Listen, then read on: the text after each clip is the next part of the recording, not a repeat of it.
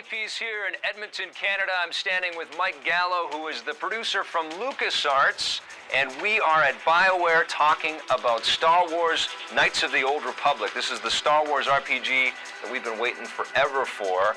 And Mike, you're going to tell us all about it today, aren't you? Yeah, we're going to take you through a bunch of the different aspects of the game, talk a little bit about the story, talk about some of the really cool things that you can do. It's dead. It looks to be dead. The Star Wars Knights of the Old Republic remake doesn't look like it's going to come out anytime soon. But how did we get here? And why did we get here? With the success of Baldur's Gate 3, you'd be wondering why this classic game's development is seemingly on pause. Hello there. In this video, I'll be exploring the history behind Kotor and why the explosive popularity of Baldur's Gate 3 highlights the need for a resurrection of this series. Get ready to delve into the challenges that BioWare faced whilst developing this masterpiece and how they managed to pull it off. We'll also take a closer look at the impact Kotor had on the industry and why it's still relevant today. Star Wars Knights of the Old Republic is a role-playing game that takes place in the Star Wars universe, thousands of years before the events of the movies. The game was developed by BioWare, the same studio that created classics such as Baldur's Gate and Mass Effect. It was first released in 2003 for the Xbox and PC, and later ported to other platforms. The game was a huge success both critically and commercially, earning multiple awards, including Game of the Year from various outlets. It sold over 3 million copies worldwide and received praise for its immersive story, memorable characters, engaging gameplay, and branching choices. It also introduced some of the most iconic Star Wars characters, such as Darth Revan,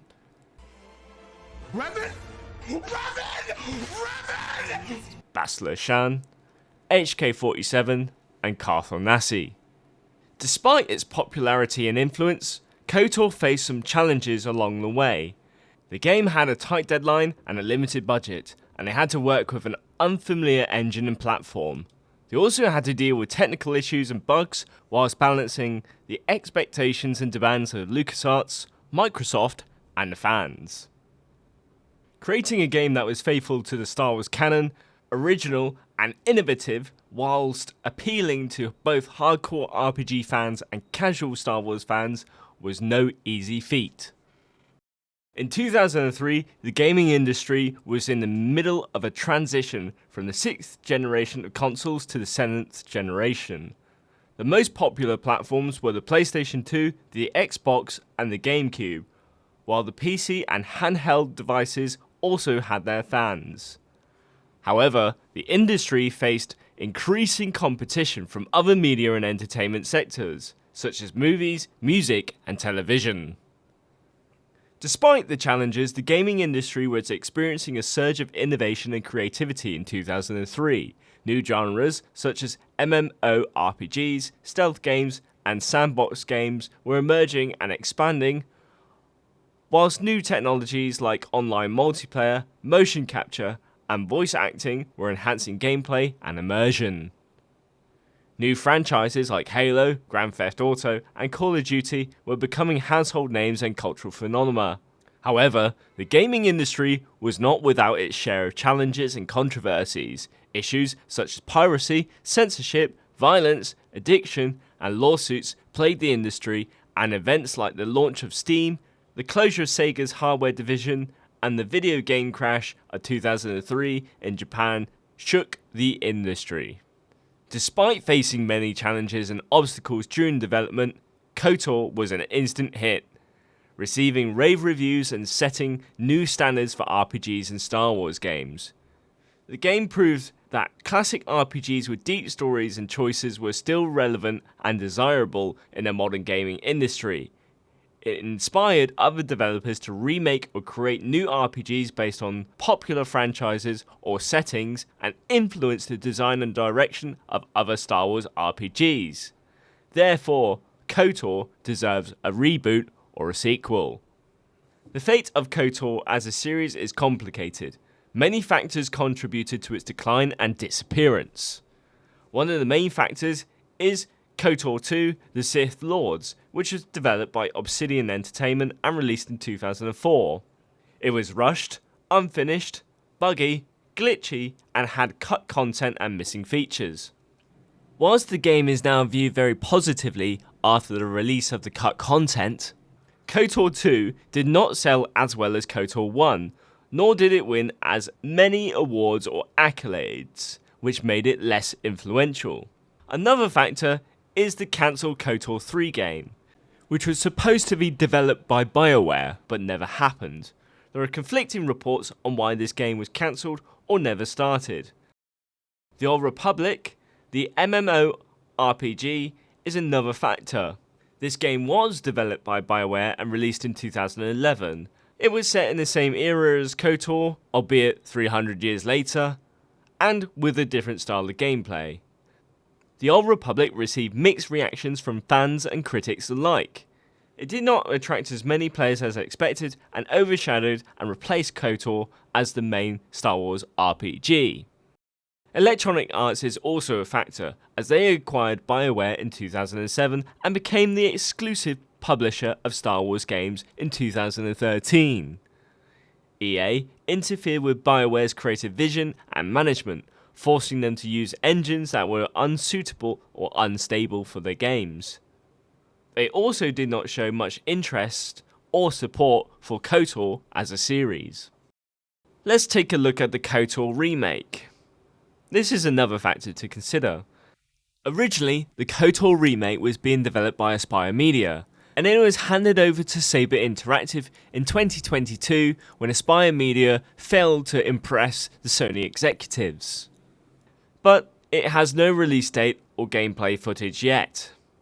The remake is supposed to be a tribute to Kotor's greatness and influence, but it faces many challenges and uncertainties.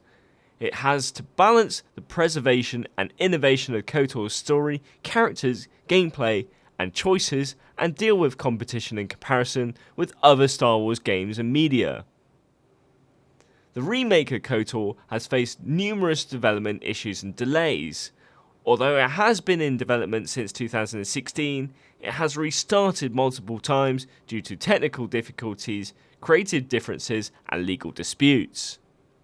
The release of the game was also delayed by the pandemic, the console shortage, and market saturation. As a result, it is unclear when the remake will be released or how it will be received. This is a shame, because Kotor has so much potential and demand for a continuation or modernization. A reboot or a sequel could not only improve the graphics and technology of the game, but also expand the story and gameplay with new content and features.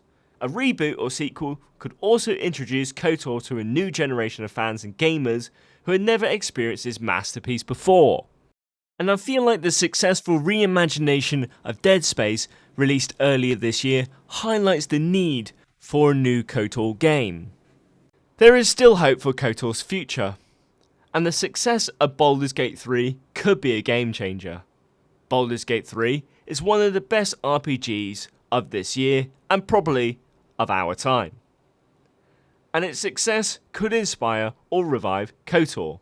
Baldur's Gate 3 won multiple awards including Best RPG from several outlets and has sold millions upon millions of copies when it released. On top of that, Baldur's Gate 3 has received rave reviews from critics and gamers alike and exceeded all expectations, setting new standards for RPGs and Dungeons & Dragons games. Baldur's Gate 3 has received high praise for its immersive storyline, memorable characters, engaging gameplay, and branching choices. It boasts several features and mechanics that set it apart from other games.